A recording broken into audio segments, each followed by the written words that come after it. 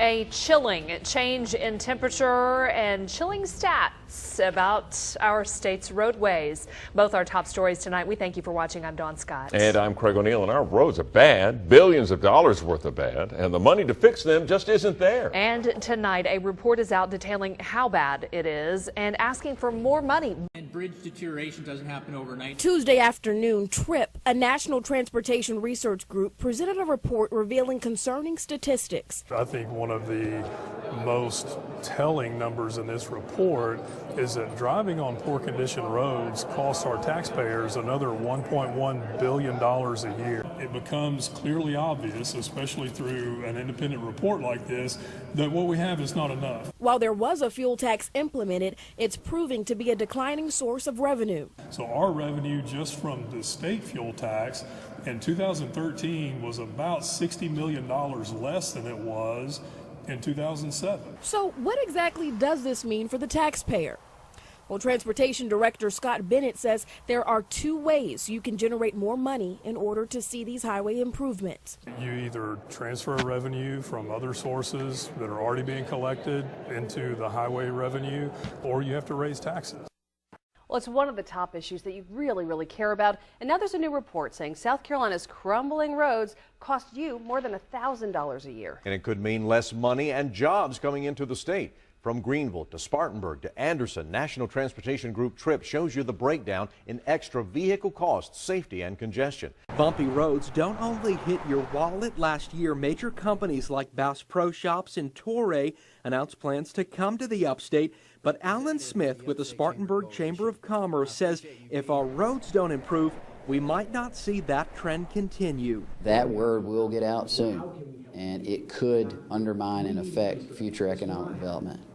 A new study, in fact, released today says Savannah's cramped and crumbling roads are costing each one of us hundreds of dollars a year, and that the federal funding needs to be passed in Washington, D.C. This study released today says our roadways are in poor or mediocre condition. Some say that's just the green light for the feds to pass the Transportation Funding Act. City roads may be taking you for a ride this morning. Yeah, a new report finds Augusta area roads could be doing thousands of dollars worth of damage to your car. According to the report, 19% of Augusta's major roads are in bad shape. The Georgia DOT tells News Channel 6 a lack of federal funding is to blame. The report comes from the Washington, D.C. based group TRIP. It says Iowa's roads and bridges are in pretty bad shape. And this comes as Iowa lawmakers debate raising the state's gas tax by 10 cents per gallon to fund these needed repairs. Lawmakers in both the House and Senate are reviewing a bill that would raise the state's tax on fuel by 10 cents per gallon. Governor Branstad has expressed support for the bill in the past. Some people in opposition of the bill say they don't think raising taxes is a good idea. But Craig Hill, president of the Iowa Farm Bureau, says Iowa farmers support a gas increase. He says otherwise, it's the property taxpayers in each county that bear the burden of road repairs.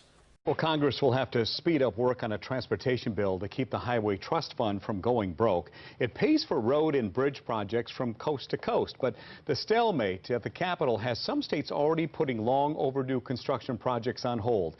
Christine Frizzell looks into why lawmakers still have their foot on the brakes. America's roads are tired, worn out, and in some cities, collapsing. It's happening on side roads and major thoroughfares.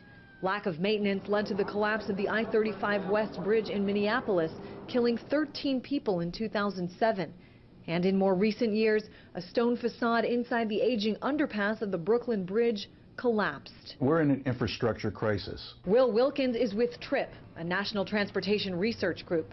Wilkins says 30% of major urban roads are in poor condition, and roughly 70,000 bridges require either maintenance, rehabilitation, or replacement. Infrastructure is now a word that a lot of Americans know about, mainly because it's so bad, and it's starting to impact them.